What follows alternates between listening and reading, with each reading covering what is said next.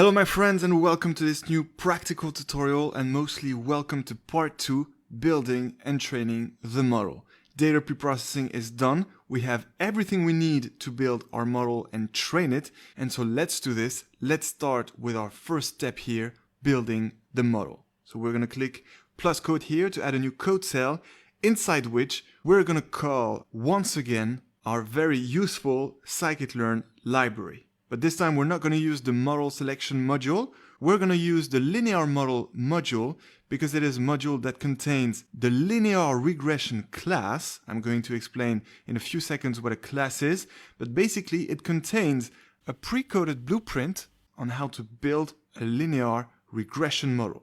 So what we're simply going to do here is call this class, the linear regression class, and then create an instance of this class. But before we do this, let me explain what a class is. You need to understand what we're going to use here. So a class is simply a pre-coded blueprint of something we want to build from which objects are created.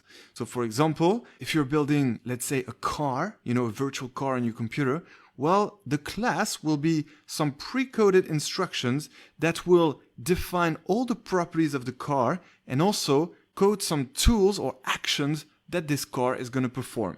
And these tools or actions are called method. These are like functions that will allow your instances of the class to perform some actions like accelerate, brake, turn left, turn right.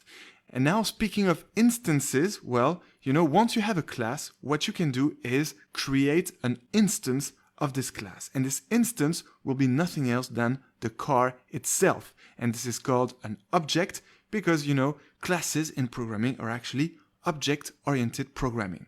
Alright, so that's the class explained in a few words. I hope that's enough. Of course, I highly recommend to check out more about classes in the documentation. But for now, I think this will be enough for you to understand how a class will apply here for our situation. Because of course, the class that we're going to use now is a class that pre-codes the entire linear regression model. The object will be the linear regression model itself. When we create an instance of the class, it will actually be the linear regression model itself. And the actions, I talked about, the functions, also called methods, are going to be, for example, to train the model, which is the fit method, or to make some predictions, which is the predict method. Well, you have a great variety of actions that you can perform from your model. All right, so let's do this. Let's first call the class, and as before, we're going to call it from the scikit-learn library first, and then from the scikit-learn library, we're going to get access to the linear underscore model. It should appear now. There you go, linear model.